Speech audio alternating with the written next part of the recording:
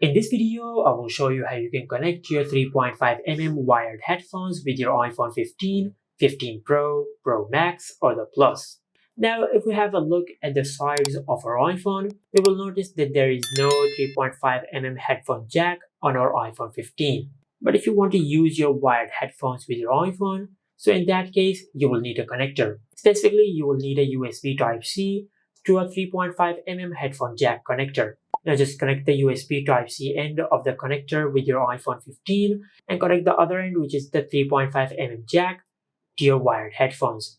And with that, you will be able to use your wired headphones with your iPhone. Now sometimes when you use a 3.5 mm jack connector with your iPhone, it might show a pop-up notification on the screen asking you that are you using your wired headphones with your iPhone or any other device. Now since we are using our wired headphones, just select the option for headphones. And this is how you can connect and use your wired headphones with your iPhone.